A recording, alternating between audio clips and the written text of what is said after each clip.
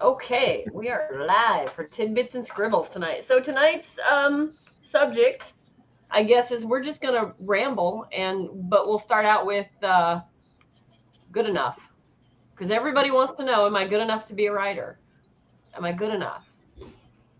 We've had several people come to us as a group and ask, whether it's as the group or if it's they catch us one on one. It's, hey, will you read my manuscript and tell me if I'm good enough to be a writer? Well, you wrote the manuscript. You're good enough, in my opinion. What's your take on it, guys? Well, if you've got a completed manuscript, you're head and shoulders above 90% of the people that want to be writers. Yeah. Oh yeah.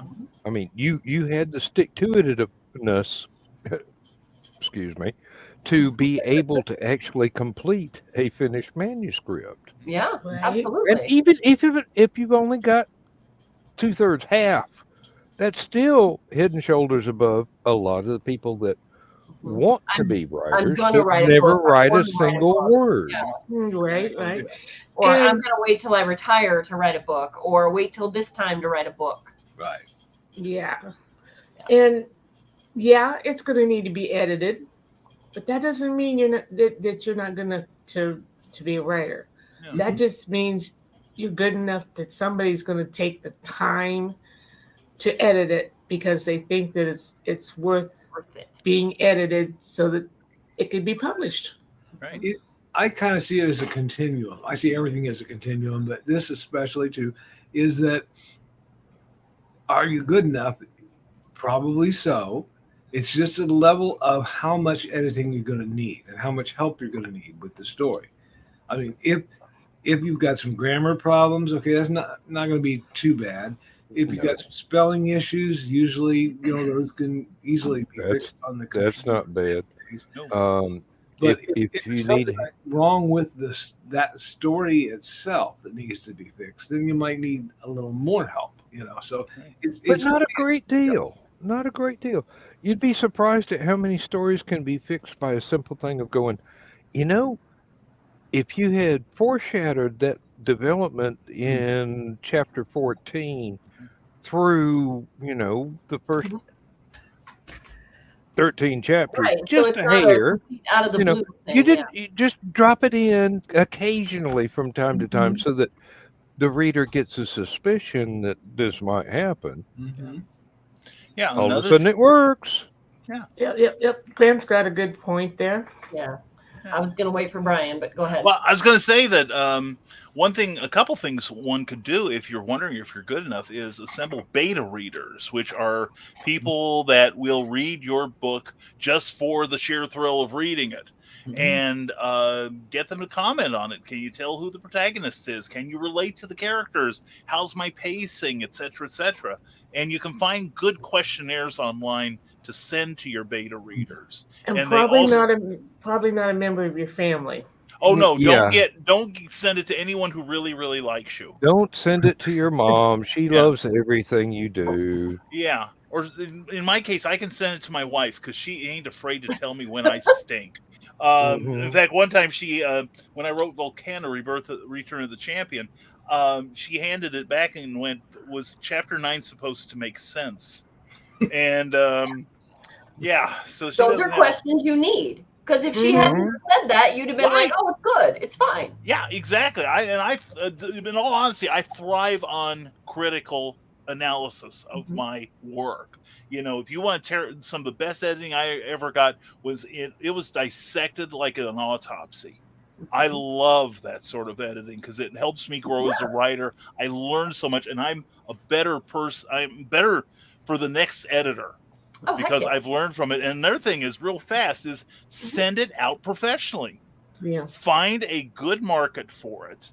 Do your research, check submission guidelines for magazines or in the case of publishers, and send it to them because maybe with any luck you'll get an editor who will take the time and say, here is what I think you need to do.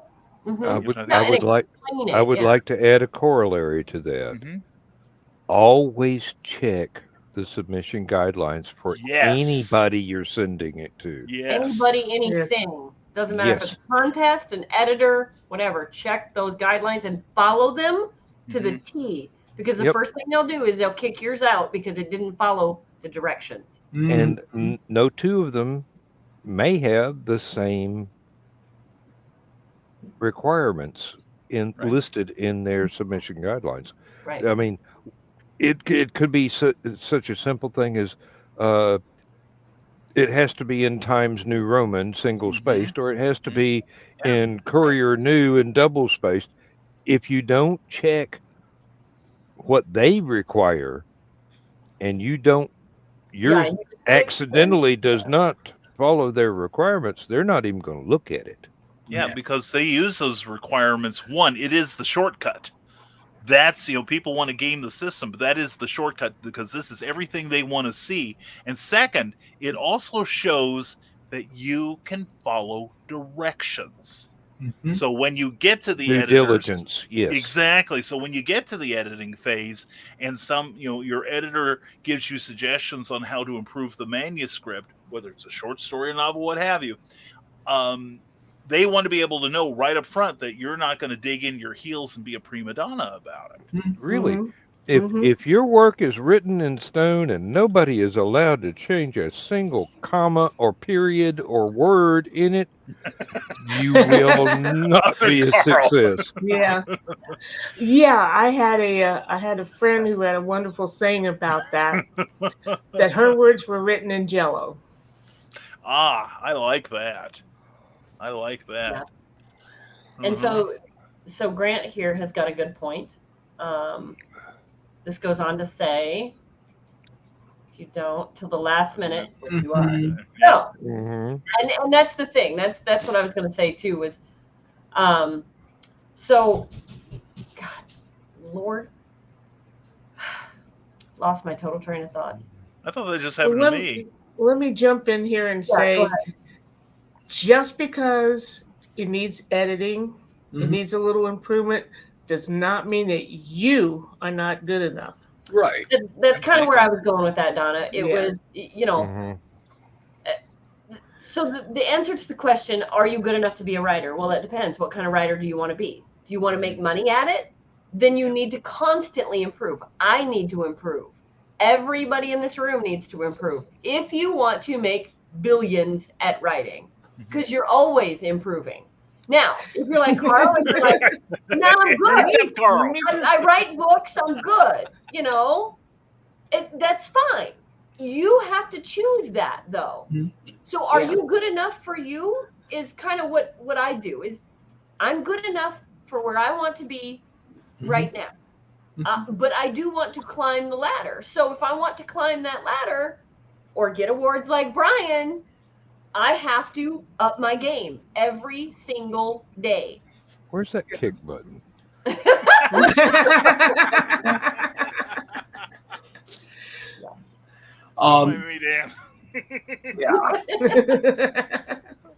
And you also have to think you're a good enough writer, okay?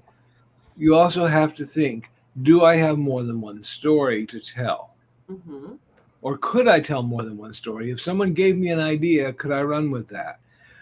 Because if you only have one shot, I've thought this one thing and it's great and this is what I've got.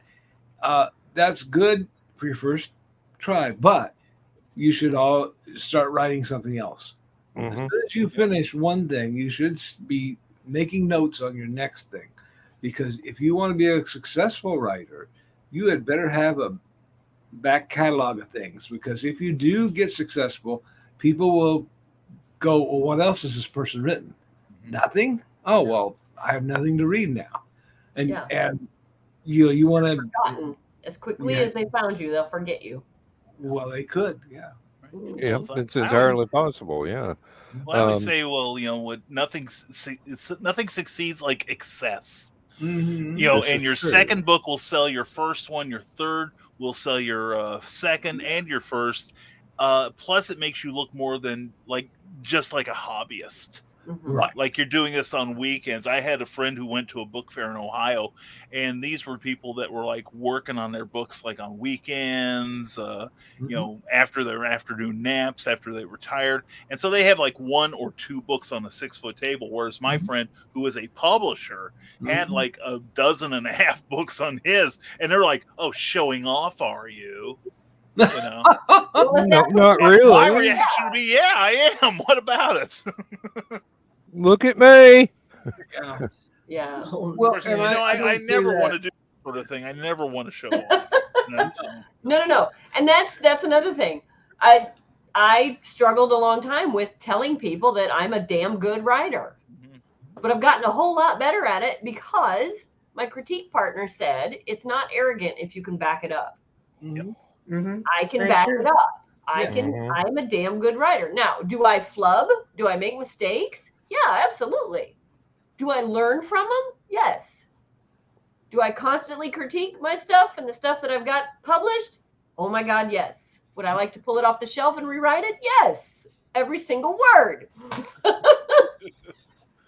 This past weekend, I was at a literary convention in Chattanooga, Tennessee, and there was one panel I was on that was about a subgenre or a genre with several subgenres contained within it. And people were going, well, this is kind of one of those fads that might have passed their time. And then again, there are other people writing brand new stuff that really makes it new and exciting again. And people asked me what I was working on, and I began to describe one that I have not finished because I'm working on other stuff at the moment. And by the time I got through, I just about got a standing ovation because the other panelists were looking at me going, I I'd never thought of anything like that. And I'm going, well, Wow. y'all do other stuff. You've got your point of interest, and I've got mine, and this is the way my brain works. And it not all of it's going to show up in the book except its backstory, but then the characters go on and tell the that particular story, but then they've got this stuff in the background that kind of gives them a history to Right. Gives them depth. establish the world they live in. Yeah. And I'm really good at world building, and I'm fairly decent at characters. Now, putting both of those together and telling the story, I had to work at that. And I'm not ashamed to admit it. I have to work for every bit of story that I get out of a daydream that I turn into a book.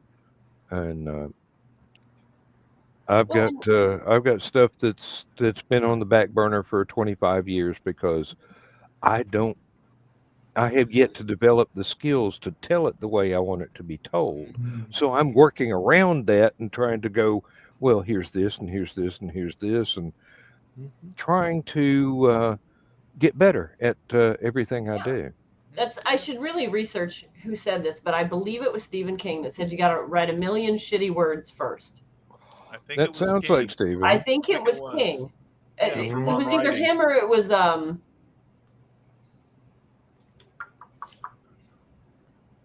oh Lord, what's his name? Or you can be James Patterson and let other people write your 10,000 shitty words for you. So. Well, and that's the other thing, if some fans get worked up because authors use ghostwriters. Other fans don't give a shit. As long as that story is good and they like that story, they do not give a shit. And they don't know unless you say anything. Yeah. So you're not going to please everybody. Don't try. Yeah. Well, that's like when Robert B. Parker died. He still had, I think it was 5 or 6 books that he just had notes on. And so they hired a different ghostwriter for each series because there was the Spencer series, there was the Jesse Stone series, Sonny Randall, and then it was just a novel that he had planned to do. And I collect Parker. I'm like, I kind of got to get these because it completes the Yeah. collection, Mm. but also I'm going to read it, and they did very well. I was very happy with this addition to my Parker collection because they kept the voice, they did the Mhm. stories right. They did their research. Yeah. I was Yeah. going to say, yeah. And they had enough material to do that research on. Right. Really. Now I have a question. Did they almost sound exactly like Parker, or were they able to inject a little bit of themselves? You would have thought Robert wrote them. Okay, That's That's cool. Mhm. impressive. Yeah. that's a good job It that takes writer talent. did. You know, I'm not sure that I would want to do that myself because you don't get the recognition. People don't know how you write in that. Yeah, but you're Kind going of, to get yeah. Yeah. you're going to get Parker fans who are going to be very verbal about. In the money. That too. Yeah. I don't think Barbara cares about that. She No. wanted the works completed. Well, but I mean the writer themselves, they get paid for that. So they Well, I'm sure they got paid very well, yeah. Right. considering who he was. Well, I've got a buddy, Will Murray, who writes and has written a number of books, such as The Destroyer, Mhm. and Doc Savage. Mhm. He's the executor of the Lester Dent estate, and he does his best to emulate the style of the people who he's copying. Oh, But yeah. the thing is, a lot of this happens very frequently, and usually, if you look in the legal information on the copyright page, like you open up one of my friend Will's books, you open it up, and on the copyright page there is a little notation saying, "Many thanks to Will Murray for his contributions to this work. He wrote Right. the dang thing," but which is a pretty decent contribution. But he did get some recognition, and a lot of ghosts I have found, especially in the pro industry, the higher levels of it, Mhm. it's no secret who's doing this stuff. So Right. you do get peer recognition if Yeah. nothing else. Yeah. Yeah. You would have Yeah. to, because once your, let's say, critique partner finds out that you're using a ghost, then that person knows. And it's just a trickle effect after that, you know. Yeah. Right. And then somebody says, hey, I'm really struggling with this for whatever reason. I need a ghost. Do you know anybody? And then Mhm. those names start getting dropped. Right. You know. Yeah. Well, and another thing I have found is if you find a really good critique partner and writing partner, you can write the same book and nobody knows who wrote what sentence. Mm. That's what I deal with now with my Linnea Fletcher line. Mhm. Linda and I write so close together that you can't tell where hers started and mine started. And like you can't tell the difference. It just runs together. And pretty That's soon nice. when we're editing and critiquing each other, one of us will say, did you write this or did I write this? Mhm. I don't care, just change it. Because we write so similarly. That's Mhm. good. Mhm. That's Yeah, good. and that's I've been told. I is was very I was true. asked that question just this weekend by a pro writer friend of mine who has taken on a protege, and they co-wrote, and both of their names are on it. It's not like it was ghosted. It's both of them. And I was asked, can you tell which parts I wrote and which parts they wrote? And I go, there ain't a chance in the world. It Good. was so close. That was just perfect. I Mhm. could not tell. Right, and you shouldn't. If it works well, you shouldn't be able to tell. It shouldn't be Unlike one the person. 3 writers who wrote this book, Oh Lord. I knew you were reaching for something. you Well- can clearly tell, and you can tell the difference between Stephanie, Michelle, and Carl, and of course then there's mine. Right. But when the ones that we did together that married everything together, you probably couldn't tell who did what on those. Nice. Well, and she also looked over the whole thing and kind of Fleshed it's it like out. using spackle, to Smoothed it all out. Yeah, Mhm. and that really did help, even though it hurt at the time because change my words. But Oh yeah. That was a semicolon, not a colon. Damn you! I know. Yeah. We had a big discussion about one particular scene Discussion. where the bad guy's mad and every other word is the F word. Mm-hmm. And she was raised Catholic and she's very circumspect and she didn't like that language. And I'm like, he's from Jersey. Uh-huh. This is how he's going to talk. Trust me. Besides that, I know a gentleman, I'm not going to call him a gentleman. I know a man who's very much like this man. And if he got mad, this is exactly how he would talk. And that's the thing, is you got to fit it with your character. Yep. I had somebody actually go through one of my books and count the number of F-bombs and object. And they go, hey, look, the woman was having a nervous breakdown. Mm-hmm. Okay, I've witnessed this. Mm-hmm. This is exactly what it was. Yeah. The only thing I changed was the subject matter in the background of the story. This character had a nervous breakdown. This is exactly what I witnessed. This is almost dictation. Wow. Yeah. Mm-hmm. And that's where people watching comes in. Yeah, Mhm. exactly. Sure. Well, and you never think, some of the greats, guys, watch their YouTube videos, watch the interviews that they've done.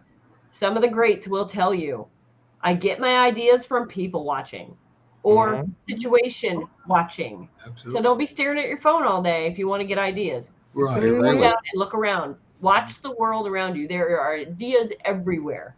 Oh yeah. Oh, yeah. Carl and I were sitting in a restaurant one time, and we happened to notice this couple. And I think it was two men. One came in with a briefcase. They sat and talked, had a cup of coffee. We were eating meals, so we were taking longer than they did. And the guy that had brought the briefcase in got up and left the briefcase. And the other man picked it up and left by the other door. Oh, Everyone going, that would be "Ooh." so cool.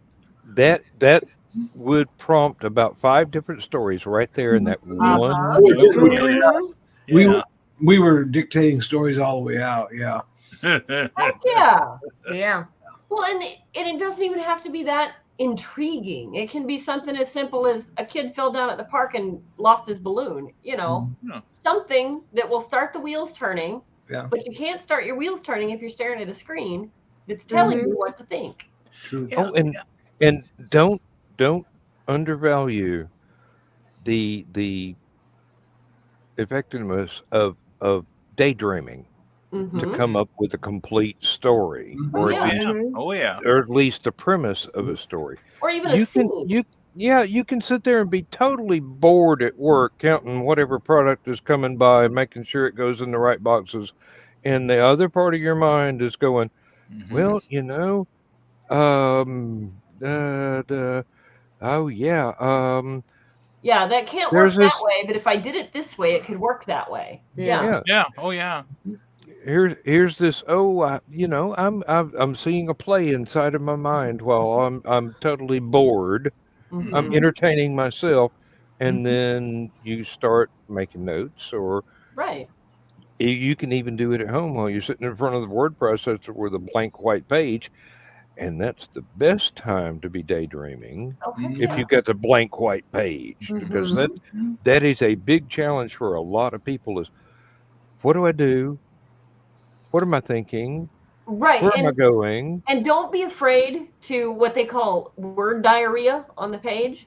Oh yeah. That is, Oh, Sure. Linda and I talked about this while I was down at her place. She writes very thoughtfully. So she thinks out the whole scene and she writes it sentence by perfect sentence by perfect sentence. When she gives me something to edit that I've not seen before, there's not much editing I got to do.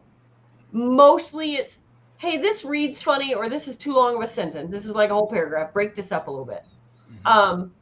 But the way I write is a whole lot of word diarrhea or thought diarrhea. It's just, it's on the page. But I can produce a whole bunch of words like I did this past week And then I can take a second, I can go back, and I can flesh out these ideas. Because that was one thing I told Linda. I said, this book to me doesn't feel emotional. It feels rushed. Well, it was. I got a whole bunch of words down. I got the idea out. I got the plot down. Hey, Hunter. Hey, Hunter. Good to see you, Hunter. Good to see you. Yeah, no kidding. We just saw you Saturday. Yeah. Too Oh, long. and Grant, Later. Yes, if definitely. your first book is an epic, try and make it a trilogy. Just divide up. Yeah, divide it. Put one part out at a time. Oh, Yeah. heck yeah. Oh, I have something to say about that later too. It sounds, Michaela, like she's a word sniper, and you are using a shotgun. I've got a machine gun. Are you kidding me? I'm just words. Gatling gun. Yeah. But the thing is, then I can go back and I can go, okay, what doesn't feel right?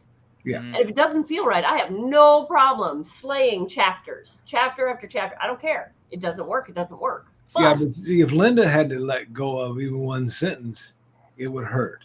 Because there's no wiggle room. That sentence. Mm-hmm. Yeah. There are pros and cons to both ways. Are. Yeah. I had one that was flowing so fast, I didn't even bother to put in the attributions for the dialogue to which character was saying what. Yeah. And then when I went back in to edit, I'm going, you idiot. Right. But right. no. You got to put something in there. Yeah. Yeah. And so for me, it's fun to go back and flesh it out because I can then improve myself and say, I can make that better. Mm-hmm. I can make that so much better. Watch this. And I'll change a sentence or I'll change a paragraph. And as long as it works, it's good. And that's how I write my books. I mean, it may not be like, point A to point B to point C. But dang, does it get the job done and it makes my readers go, I want more. There you go. There you go.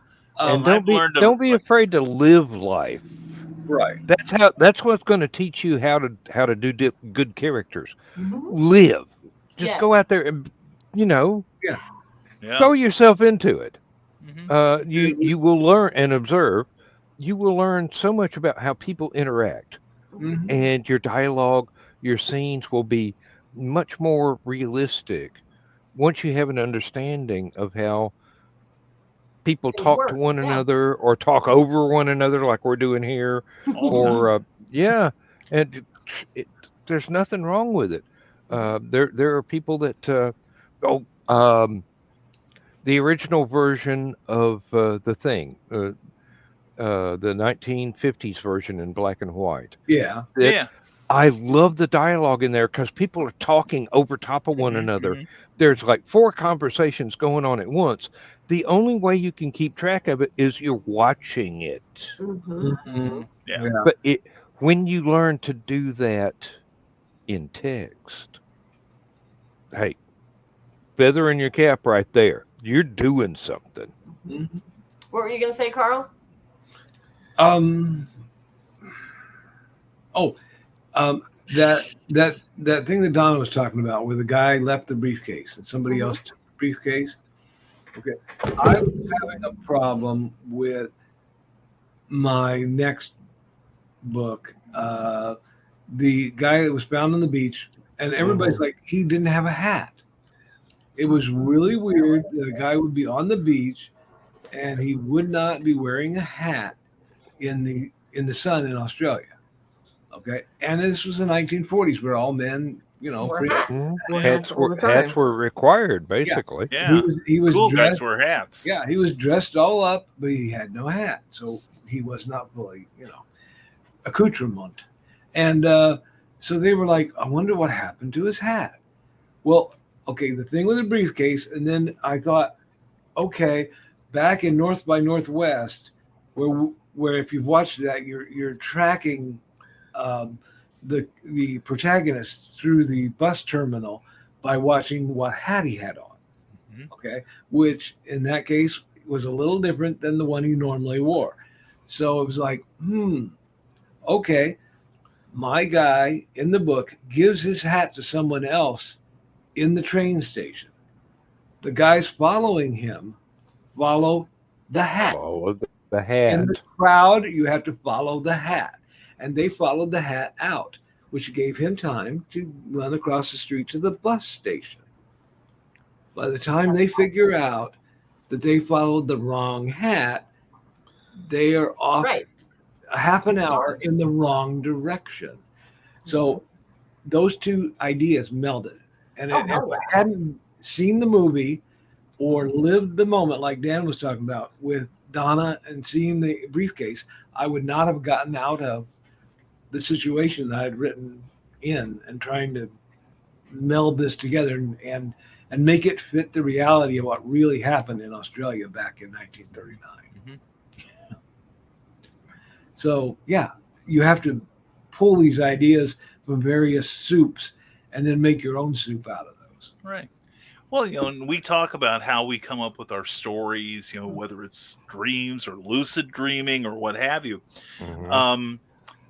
I've started remembering an old movie turned TV show called The Paper Chase with John Houseman as the incredible Professor Kingsfield. And he has a section in the speech that's in both the intro to the TV show and the movie. Goes, "You will teach yourselves the law, but I will teach you how to think like a lawyer." And so when people, where do you get your crazy ideas? It's because over the years, we have learned to look for them, to turn incidents into plot lines because we think like writers. And I'm sure I'm preaching to the choir here. Eventually it gets to a point where you come up with more story ideas than you'll ever have time to write those things. And I'd rather have too many than too few. And so part of anyone's growth as a writer, in my opinion, is to train yourself to think like a writer. You pick up a newspaper, you watch the news. I've heard a writer that I met one time said that if you can get through the first section of the New York Times, just the first section alone, and not come up with half a dozen plot lines, you're not doing it right. There you go. Yeah. And to take this a back corollary to that. I'm sorry. Go ahead, Dan. A corollary to that is once you've got that writer mindset, you wind up ruining a lot of movies and TV shows for your family because you're sitting there and you go, I know how this is supposed to play out. Let's see if they do it that way or if they change something. Yeah, that was a sitcom. I used to predict dialogue. Oh, I did that with a movie. Yeah. I've done it with several movies. Yeah. I'll be watching one of my crime shows and I'll go, oh yeah, he's going to do this. And somebody asked me one time, how did you figure that out? And I'm like, oh, well, that's what I would have done. Yeah. If I'd have been writing it. Yeah. Oh, yeah. Yeah. Mm-hmm. Yeah. Grant put up a good point a while ago, and we kind of touched on it. Your first book shouldn't be an epic. Oh, amen. Yes. Amen. You take that with what Dan said, and what Brian said. You're reading a newspaper or you're experiencing something in life, and you think, "Oh, I could put that in a story."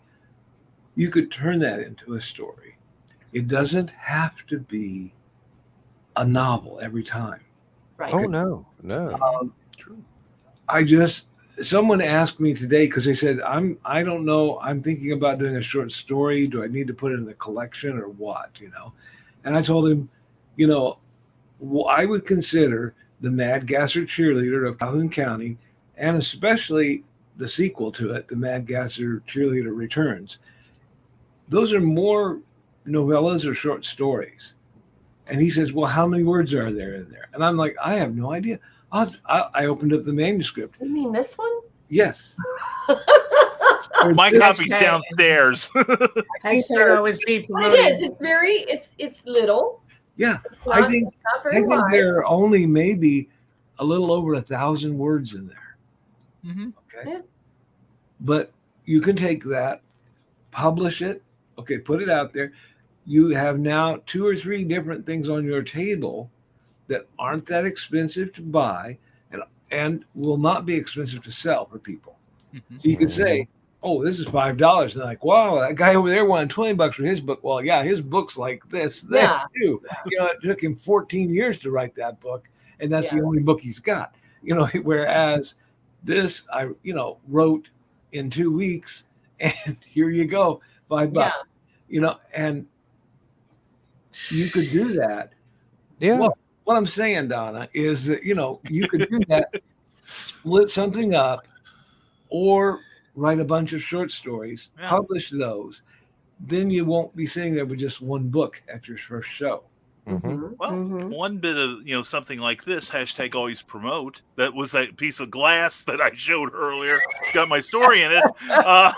But this is originally this was 3 short stories that were published in ebook form, and then once Bobby Nash got 3 books together, 3 stories together rather, he published it like this. And something that's very marketable is what they call the box set or the omnibus.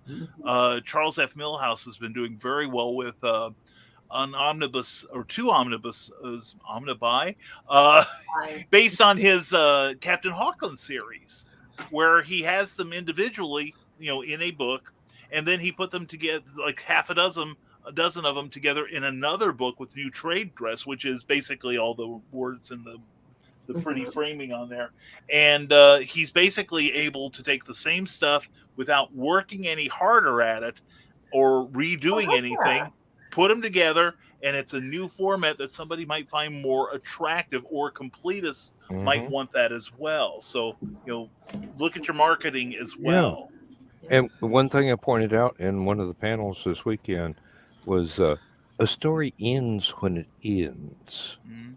Unless you have a contractually obligated word count,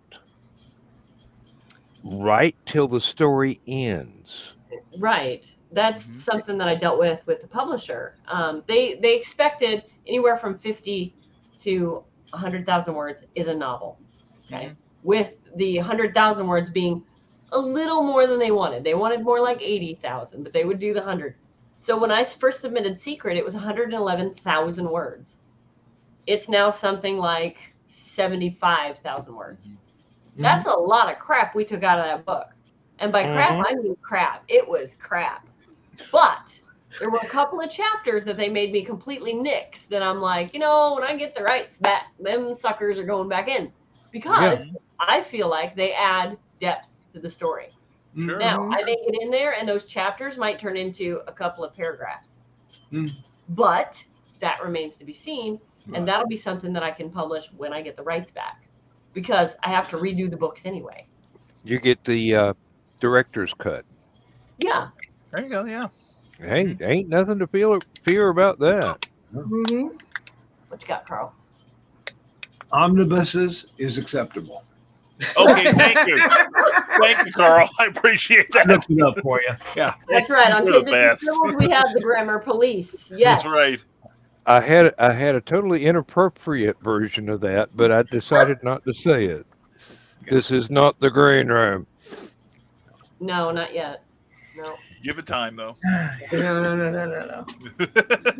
Is there anything we missed tonight, guys? Is there something that you guys thought about that we should discuss? Well, I do want to touch on something else Grant said with his first book, Shouldn't Be an Epic. Yeah. I encounter a lot of new writers because I want to encourage them. Yeah. As we all do. And I have more than once, and I am not exaggerating, when I say, well, what is it about? What's your story about? And you go, well, I've got perfectly mapped out 50,000 different worlds, each one with their 1,000 different dimensional variations on each, and these armies of 100 million men. I've got names for 75% of them with the percentages of officers versus the grunts, etc., etc. And I'm like, what's the story about? Yeah, that's great world building, but what's the story? Exactly. And the example I give is Star Wars. It starts out A New Hope, the 4th one, which for many of us was, in our day, it was called Star Wars. Yeah. But it isn't about the sprawling empire. It isn't about droids being sold like slaves. It isn't about Jawas or anything like that. It's a story of a farm boy who is cut off from his support and gets in with the wrong people and winds up getting shunted across the galaxy, and then finds himself in a unique position where he can become a hero. And from there, it is the growth of Luke Skywalker to the sixth one, to Return of the Jedi. Then the first trilogy is about Anakin, and then the first 6 become about Anakin in a way, his growth from like a little kid slave that works on the pod racers, all the way up to becoming Darth Vader.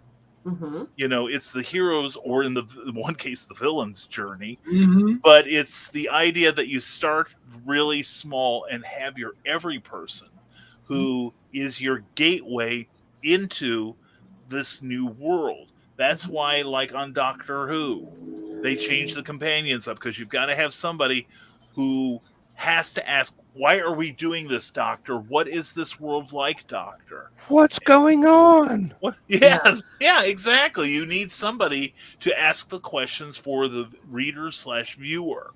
Mm-hmm. And that's why a micro view of a lot of stories, I think, is a lot better than a macro view. Well, because you're following your character. It doesn't matter through what time period or what universe or what fantasy. You're following your character. Exactly. You want your reader invested with your character. Mm-hmm. So your whole world that you just told me 20 minutes about, like, it doesn't matter. Yeah. What matters is your character. Yeah, Mhm. exactly. Make me love your character in your 2-minute elevator pitch. Mm-hmm. Mm-hmm. And Is it Campbell's A Hero's Journey, basically? Yes, John Campbell, yeah. So you've got this, you want to be protagonist, but it doesn't have to be, who something happens, their life is screwed up by whatever happens, and they go off to try and find a way to fix it or avenge it or whatever. They meet companions along the way. They learn things. They're betrayed by somebody. They come back again, escape from whatever danger it was, and in the end, they go home again. Only to find out home is not, they've grown so much, home is not what they wanted anymore. Yeah, and except in the case of like some serialized fiction, like say comic books, or some of the old pulps with an ongoing character like Doc Savage or the Shadow, the character should be changed by the end of the story by their experiences. Whereas like in a lot of regular fiction, like I've written like 3 different stories involving Charles F. Millhouse's Captain Hawkland. The thing is, I have to leave that character pretty much the way I found him. Because Charles is going to write more stories, somebody else is going to write more stories about Hawkland. So, like, I can put him through the ringer, but by the end of the story, he's pretty much got to be on the first page, which in a lot of ways is more of a challenge than writing a standard story where the character will evolve. Develops, from page 1 to last. Well, and I think a character can learn and grow through something, and say at the end, I learned a valuable lesson in this. Yeah. And then in the next book, they've forgotten that lesson and they mess up again. I mean, and how often does that happens in real life? The magic reset button got pushed. We all know those people. So, you keep thinking, well, they've learned a lesson. Okay. No, this will teach them a lesson. No, they didn't. No such luck. Some characters never learn. They get around it in long term things like Doctor Who. We mentioned Doctor Who. They get around it there by the Doctor going, this looks familiar. This has happened before. I don't remember. And by the end, you go, oh yeah, it's stupid. It's these guys again. Yeah. If you live long enough, you forget everything. And the Doc Savage stuff. Doc does grow and change as a character. He But does. you've got to read 182 books to get there. That's Well, true. That's It's called a true. slow burn, Dan. It's called a Yeah. slow burn. I know. I was there. I've got them. Well, I had to. I finally had to get ebooks to get all of them Mhm. because at the time I was desperately trying to get everything. Some of them were no longer in print, and some of them were coming out in, I hate to say condensed versions, but that's what they turned out to be. Yeah.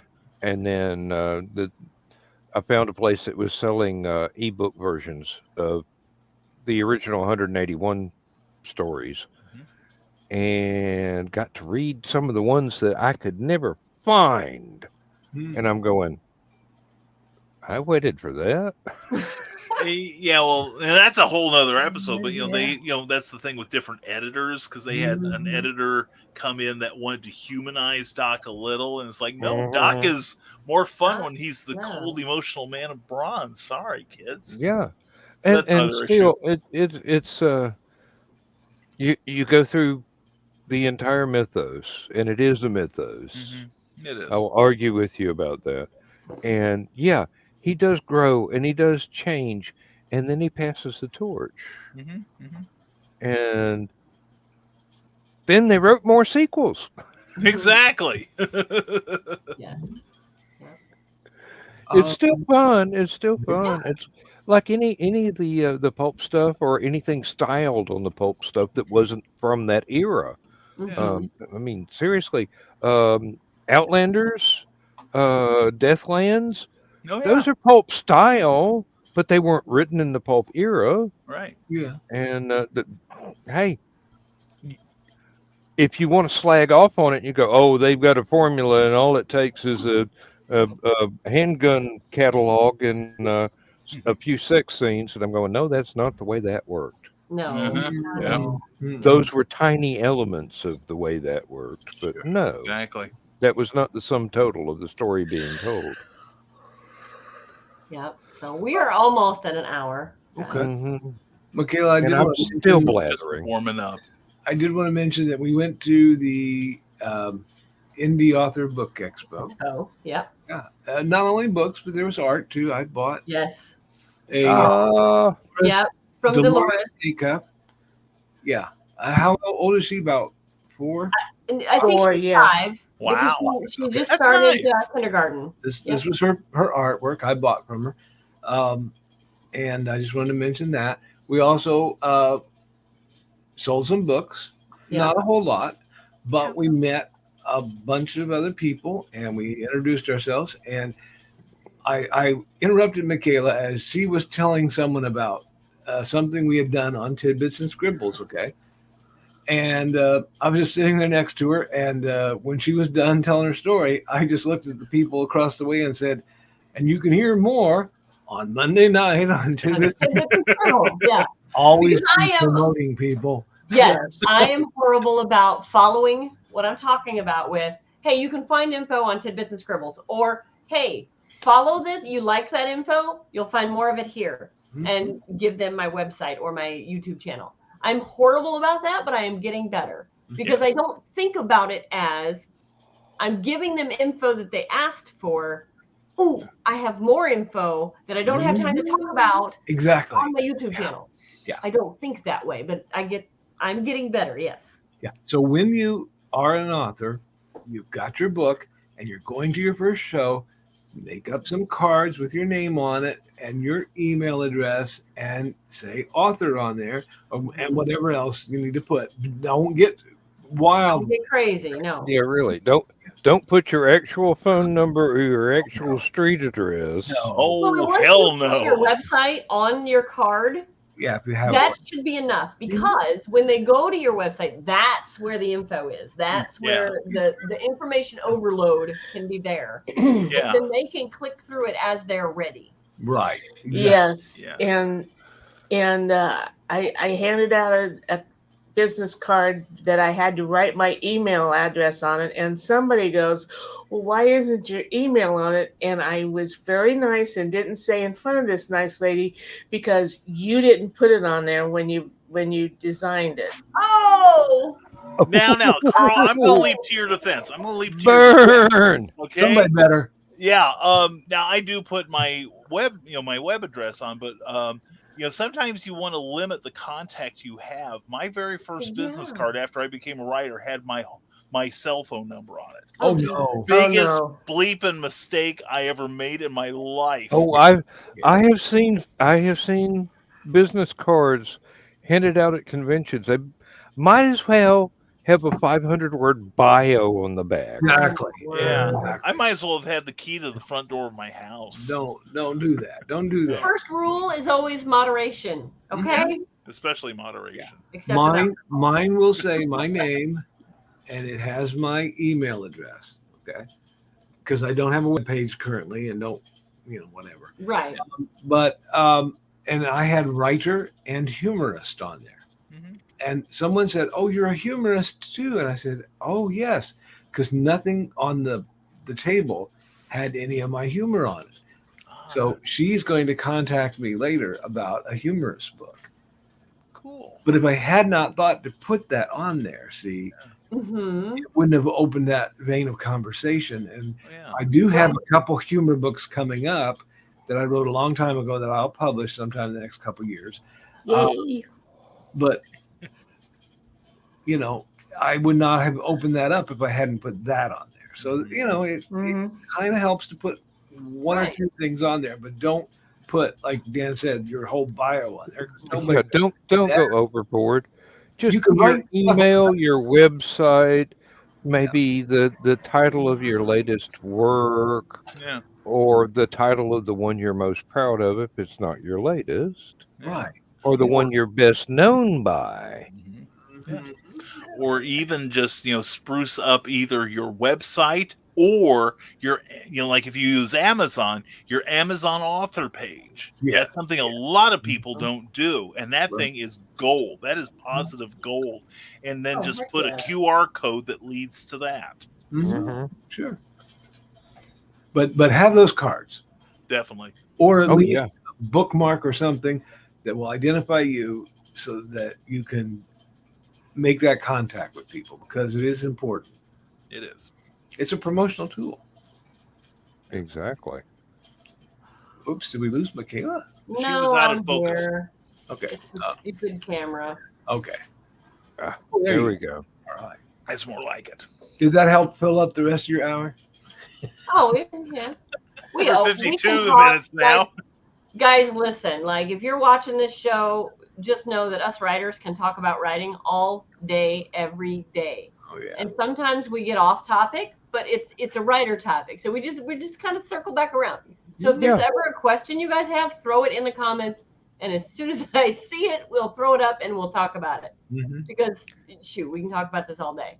And if we do go off on little side channels, eventually we will tie it back. Oh yeah. Works better in person because, there's only a limited number of minutes in a show. But Well, and my attention span is like that, but squirrel. Yeah. So Well, another thing is if you're watching us on the rerun, we're just as tasty on the rerun. We're like leftovers on Thanksgiving. we're yummy. Yeah, we are tasty. We are yummy, that's for sure. But anyway, please leave a comment down below. Yeah. oh yes. Yeah. And we'll And, be notified. We'll try to answer it. And if you like what you've seen, like and subscribe. I mean, seriously, all you. Because What have you got to lose? Let's be honest. Without the likes and subscriptions, this isn't going to work. This isn't going to be a thing. So if there's no one out there that wants help, there's no point to us being on camera. We can be in a chat room all by ourselves. And have frequently done that. Yes. Yeah. We do have those spaces that we hang out. Yeah. Yeah. We're alarmingly sober at this moment, but Yeah, that I can know. be fixed. Yeah, no. Speak for yourself. Hey Grant, thanks. Yeah. Yes, you, Grant. Grant. Thank you Appreciate so you, much. buddy. Mhm. Appreciate it. And Yeah, Hunter, Grant. catch us on the We flip did side. we did not can. acknowledge enough of your questions, I do believe. I think we'll- we got all his questions. Yeah. Well, we should have explored some of them in a little bit deeper context, but we can do that next time. Oh heck yeah, yeah. And if you guys think of anything, let me know. We'll cover a topic. Sometimes I'm not so busy and I can jump online and find a writer topic that is getting a lot of hits or whatever, and we can discuss it. Mm-hmm. I ran into one topic at the convention this weekend. Is groupies. What planet are they from? That would be an interesting topic. Mm-hmm. If we stick to our current schedule, our next time would be July 4th. Yeah, so let's not do that. No. Yeah, no. let's. Nobody will ever see us on July too much 4th. of this stuff happening on July 4th Yeah. for us to get a coherent thought in. That's why my show will be on early in the morning. Yeah. Do we want to do another night, or do we want to do it on the 11th? Let's just plan for the 11th. Yeah, that's best. And that gives us time. So if anybody has something that they want us to discuss, PM me, PM one of the others. Let us know. Throw us some ideas. And always remember, this is Michaela's channel. We are at her beck and call. Yes. Oh, you are you? but Am I ever Let her think disappointed? that. Let her think that. Hey, Grant, getting into too much trouble is just too much fun. that's just what we do, Grant. Don't get into too much trouble.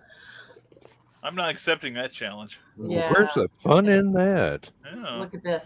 Before we go, I have a banner. Look at that. You can subscribe right there. Yay! That. Yes. So there it is. See, I do some stuff.